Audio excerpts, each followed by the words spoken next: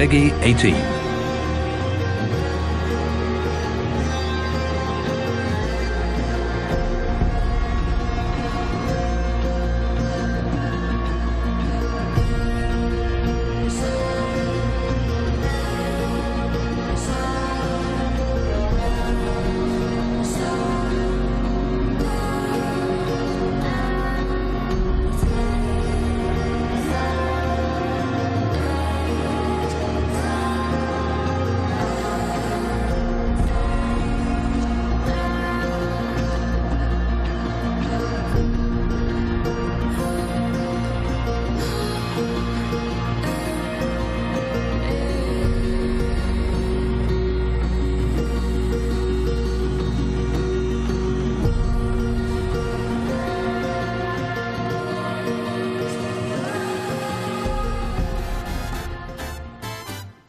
Welcome to the Ubisoft Forward pre-show. The main show will begin in 15 minutes, but until then, sit back, relax, and enjoy a jam-packed pre-show.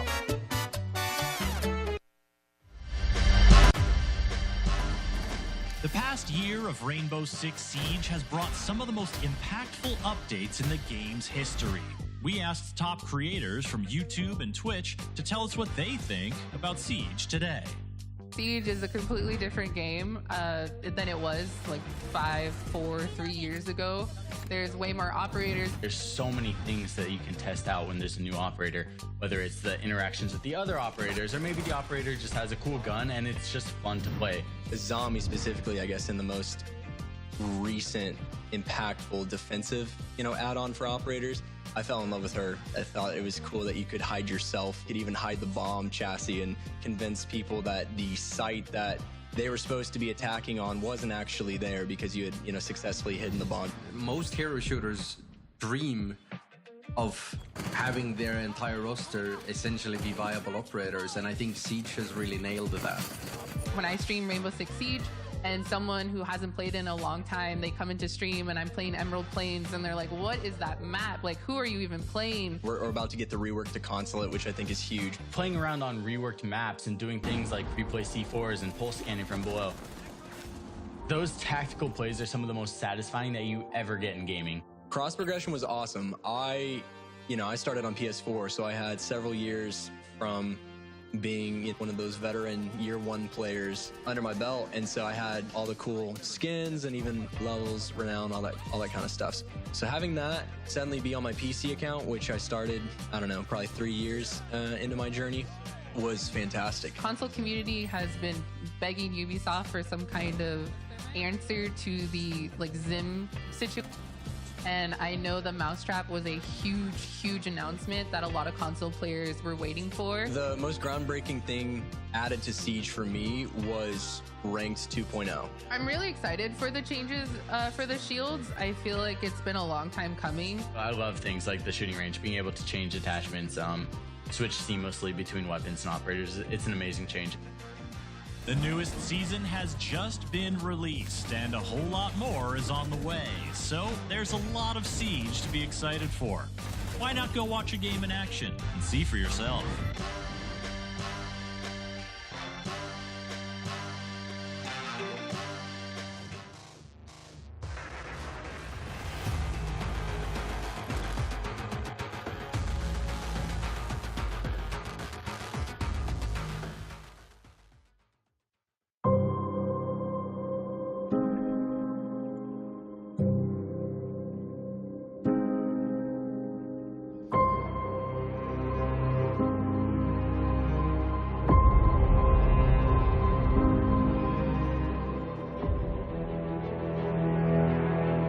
When you experience the adrenaline to play in tournaments, to win tournaments,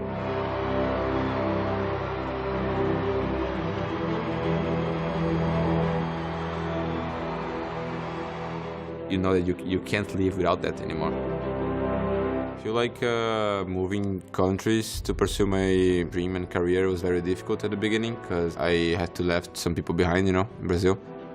But you have to be the best, you have to think that you are the best. There's a pressure of being a team captain because, for example, if I'm not scared to play a match, my team's not gonna be scared, Like on social media, when people see that, they respect me everybody's gonna look up to us like, oh, a new dynasty, you know, like the forbidden word.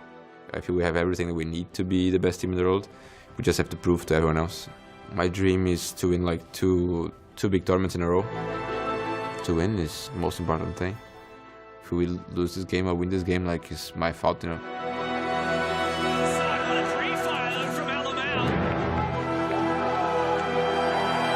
So it's all on my shoulders.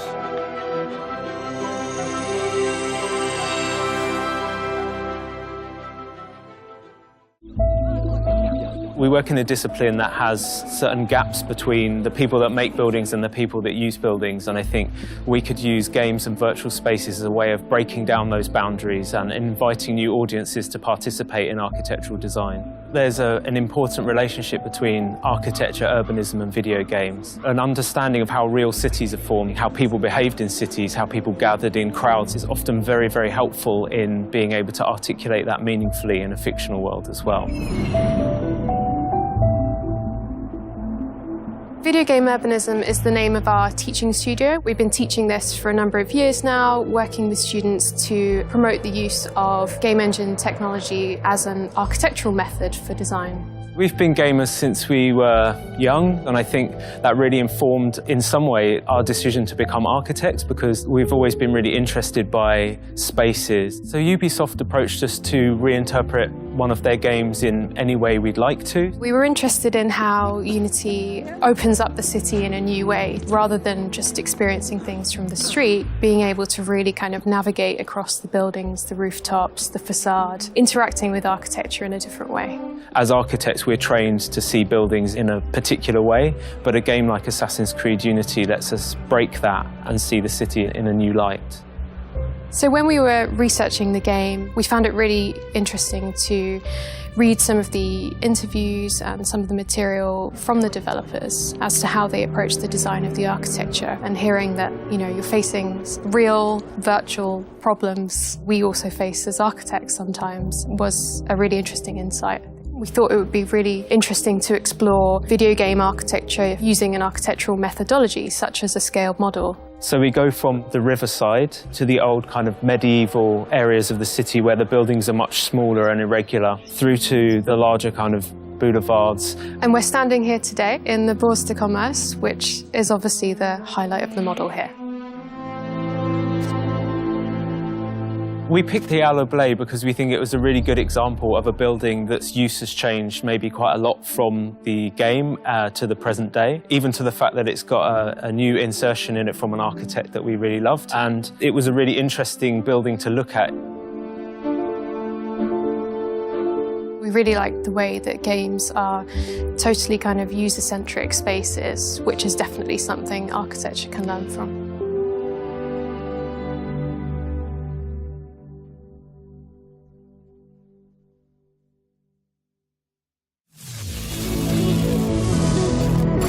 What's up, everyone? We're playing the XDefiant beta. Thank you to Ubisoft for sponsoring this video.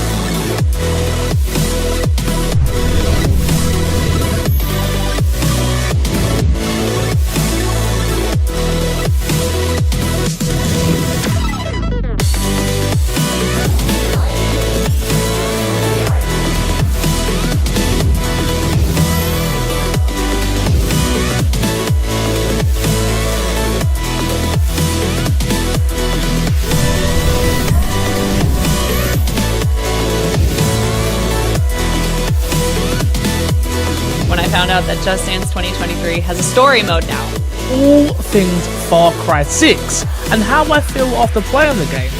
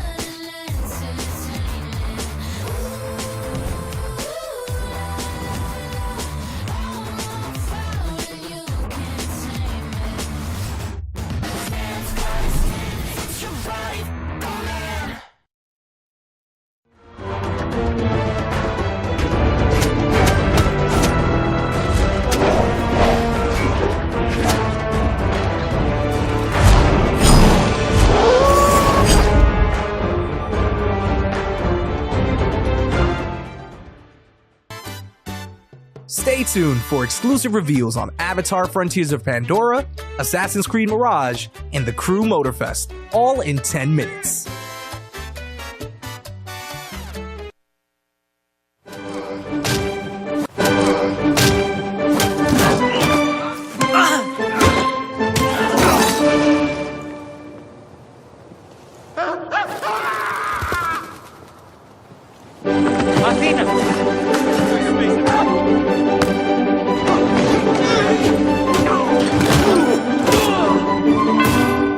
It's okay to be scared. I know.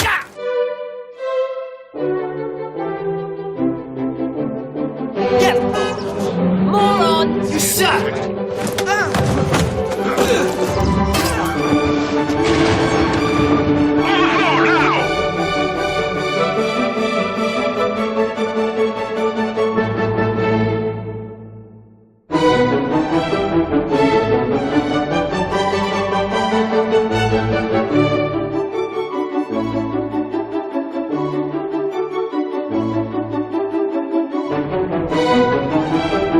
Still learning about mentality. You gotta work on yourself, you gotta be better about it.